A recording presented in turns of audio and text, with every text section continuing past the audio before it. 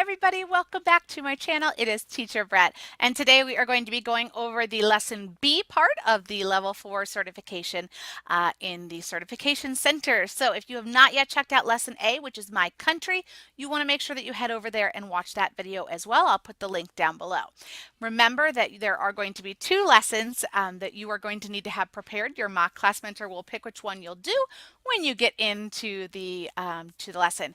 If you have not yet watched my videos on kind of how to set up your classroom, the things you want to make sure, lighting, background, all that kind of stuff you want to make sure is okay before you do your mock class. You want to make sure you check out those links below. You also want to check out my videos on ESL strategies. These are really important. If your classroom, your background, if all that stuff is not on point, if you don't have all of those ESL strategies that you're using in the class, you're not going to pass. So you want to make sure that you review those videos as well. But in today's video, we're going to go slide by slide through that Earth, Our Environment lesson. So if you have your PDF of that lesson, you want to pull that out so that you can go through it with me as I go through the slides. I'm not going to show you the slides on here. If you are one of my referrals, make sure you reach out to me because I do have tons of resources that are available just for you guys, and I do go into more detail. But for today, have that PDF out and let's walk through our slides. We are going to start off with our introduction slide for this lesson. Before that, you will see the lesson objectives. You don't have to do anything in the mock class with the lesson objectives, but you want to be aware of these. These are our focus for the lesson. The grammar that we're learning is that going to, using going to in the future tense. So you want to make sure you have that. And the phonics sound is the Y as a vowel sound. And our target vocabulary is environment and trash. So you want to make sure that you kind of focus on those throughout the lesson. So when you hop onto that first slide, which is our introduction slide, there's always a few things that you want to do. Introduce yourself and get the student's name. Hi, my name is Brett. What is your name? And get them to give you their name back. Remember, we want full sentences. So if they're just telling you, their name, have them come back and give you a full sentence. We also want to ask some rapport building questions. Again, this is a higher level student, so you can go beyond how old are you? How are you? Ask more complex questions. What did you do today? What is your favorite book? And get them talking is really what we want to see, as much talking as possible. So you want to ask a couple of those rapport questions, and then you want to go over the lesson topic. Today we are going to talk about Earth. Earth, our home, pollution. Ooh. Ooh. Okay, so you want to have them go over the lesson topic. You are going to need to use some kind of secondary reward system here, but there is not a, there is a reward system slide here. So when you go over to the next slide, you're going to have the reward system. There's a little squirrel and he hops through some trees. You have that one, you can use it, but I highly recommend you get a little creative and come up with your own reward system. Lots of things you can do. You could just have a trash can. I have a trash can here that I will put on my whiteboard, and then I will give them trash every couple of slides. If you have a dollar store near you, most of the time I go in there, you can find these little trash cans with stickers. So that's another great one you can use, and it kind of relates to the lesson. So check that out if you're interested in that. But lots of different ideas. Try and be creative. You're going to get a better score if you are creative on your reward system there. So try that as you're thinking about your reward system.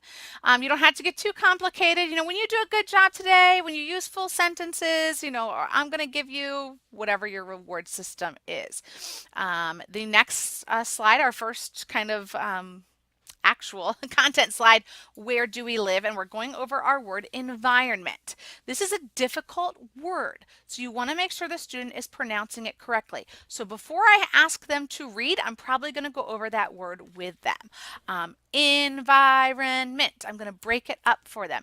Environment. Make sure that you're pronouncing it correctly. This is a word that I get all kinds of weird things on. Environment. I don't know. Practice it. Make sure you are pronouncing it correctly. So once you had them repeat that a couple of times, then I usually will ask them to read. Remember, we want them doing as much talking as possible, which means we're going to need them to read. So I will circle that definition and ask them, can you read? And have them read what environment is. Then we have another little reading section, and I will circle that and I will ask them to read. You want to pay very close attention to any pronunciation errors, any errors in reading. If they leave out a word, if they mispronounce a word, if they substitute a word, you want to go back, underline, and have them repeat it again. You will see three little pictures here, and the important part when we're talking about these older level students is that we are getting them to extend, we are getting them to think about and comprehend their reading. So we have these three little pictures here, so you want to ask them some extension questions, what do you see, and see if they can tell you some of the things in the pictures. What environment do you live in? And ask them to kind of talk about the environment a little bit. What animal might live in the forest? Questions like that is going to get them talking. Remember, we want full sentences. I do not give them the sentence to repeat at this level. If they give me a one-word answer, rabbit, I'm going to say to them, can you put that in a sentence? I want them to come back with the sentence. They are old enough, they're at a level advanced enough to be able to come up with the sentences themselves, so we want to have them practice that. The next slide is on trash. Trash. Trash, I will usually have them read through it, and I will have some prop here. This is a really easy one to have prop. If you have a little trash can, you can use that. If you don't, you can print out, some a trash can to use like I showed you before, and show that you're putting the trash in there. I might just have some trash around my desk. I probably do. Trash. So you can show them trash. We have Meg who says something, so again you could have them read it, and then again ask them some comprehension questions to make sure they understood what they read. Do you have trash in your house? Where do you throw your trash? Who takes the trash out? Any kind of question like that to get them talking about the trash. Next, we have our story, Clean Up the Neighborhood, a little story about Jenny. This is where we have a longer reading passage. So it's really important that you break that reading passage up. That way, if they make a mistake, you can quickly correct it rather than having to wait for them to read through the whole story. So I will either bracket or underline, a sentence or a couple sentences at a time and ask them to read. If I am running short on time, I will share the reading with them. I'll read a sentence, you read a sentence. I'll read a sentence, you read a sentence. Again, I am paying attention to those, especially those vocabulary words, to making sure they're pronouncing them correctly. But any words that they're pronouncing correctly, any reading errors, I want to have them go back. I'll underline them so they can clearly see it, and I'll have them repeat it. After we finish reading, we want to ask some comprehension questions. There's a little picture here, so that's a great place to start. What do you see in the picture? How do you feel about the trash on the ground? What could you do to help? The next page actually goes into some of those comprehension questions. So when I go to the next page, I'm going to circle number 1 and ask them if they can read it, and then I'll ask them if they can answer the question, looking for those full sentences. If they struggle at all, I might go back to the story and underline where they can find the answer. What does Jenny see around her neighborhood? If they don't know, I'm going to flip back and I'm going to underline that first sentence and have them read it again. Jenny sees so much trash in her neighborhood. What does she see? And hopefully then they're able to give me the answer. So that is a great way that you can do that. Go back. And again, we are looking for that more complex thinking. So when we get to like that last question, is it enough? Is what she's doing enough? See what they say. This is a great place to engage in a conversation. If they give you an answer, feel free to stop and comment on the answer or engage in a conversation with them. You want to pay attention to your time, but our goal is to get that student to talk. So we want to engage in that natural conversation as much as we're able to. Next slide is our grammar point, and we're talking about going to. I find grammar is really one of the most difficult things for students.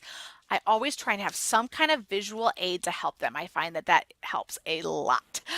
So when we're talking about going to, we're going to read through that definition, and then Meg gives us a little sentence. So I'm going to have the student read that sentence. I am going to pick up the trash. Oh, great job. I am going to pick up the trash. Can you think of a sentence with going to? I'm going to see if they can give me an example. We are looking for, I am, she is, it is, you are, whatever that part is, going to, and then what they're going to do. I am going to school is not is not correct. So be careful. We want each part of that. So I am going to go to school. We need that verb in there. So I usually will write their example sentence on a whiteboard, and then I'll underline each part. I am, and I'll underline going to, and then I'll underline the verb, pick up, go to school. So get an example from them. That is the best way to help them understand. Give them visuals and get an example from them as they're going through that. Next one is when is it? We have 4 different sentence examples and we're asking the student if it's past, present, or future. I have, again, like I said, visuals are always helpful. So I usually will go over with the student when we're talking about past, we have ed, present, nothing, future, will or going to. So as we're going through that, I might have the student underline harmed, and then we'll look at our chart. Is there an ed? Yes, so it's past. Harm, nothing, okay, present. Will not harm, we have will, so it's future. Going to clean up, we have going to, so it's future. So this can help them if they're struggling at all. If they're able to do it independently, great. But if they struggle at all, I will pull out that visual aid to help them as we go through there. So underlining is helpful here. Sometimes I'll have them draw a line over to past, future, or present as we go through. But you want to make sure that they are giving you the correct answer here. The next section is a fill in the blank where we're having them choose is or are. Another helpful thing, you can actually either write on the screen or write on your whiteboard is and are. If they give you the wrong answer, remember to tell them one thing is. 2, 3, 4, 5 things, we use are. So pollution and trash, that's 2 things, so we're going to say are. Trash, 1 thing, we're going to say is. So that can help them differentiate if they're having trouble with the is and the are. And then we come to our using Y as a vowel. So I will have the student read what Mike says, and then we are going to go over the vowel sounds. And we are going to go over the consonant sounds. So I will normally kind of underline each word and see if I can get the student to read silly, rainy, city, busy. Y is making the E sound. Again, I have a visual that can help me with this. Y can equal funny, or Y can equal yellow. We have vowel, we have consonant, and we'll go through that and have them practice reading those words. Again, I might ask them, can you think of a word where Y is the vowel? See if they can come up with their own, or think of a word where Y is a consonant if we have time. And last slide is the kind of extension slide. So this is really where we want to get that student talking, free talking. What do you see in the picture? How are they different? Would you want to live there? Whatever questions you can use to guide the conversation and get that student talking is going to be excellent. If you can use some of those vocabulary words that we talked about earlier, environment or trash, great as well. And then we have our goodbye slide. So you want to say goodbye to the student, go over their reward system. If they, count how many, rewards they got. If you have time, you can review, what words did we learn today? Environment, trash, or something of that nature. But you probably should not have time by the time you get to the end of here. There's a lot of information to cover in 10 minutes. So do pay attention to your timing. You want to try and get through all of those slides if you're able to. I hope this was helpful for you. I hope it gave you some ideas for that older level student in the Certification Center. Remember, you want to make sure you check out both of those videos, the My Country one as well as the Earth one, because you don't know which lesson you're going to get when you get in there. If you don't have a referring teacher yet, definitely contact me or use my link below to apply to VIPKID. I'd be happy to help you through that process. And if you already do have a referring teacher, I hope this was helpful for you. Please subscribe down below. It is important to me, even though it might not mean much to you. Please subscribe. That way more people can see my videos and I can help more people. I hope you guys all have a great day. Happy teaching.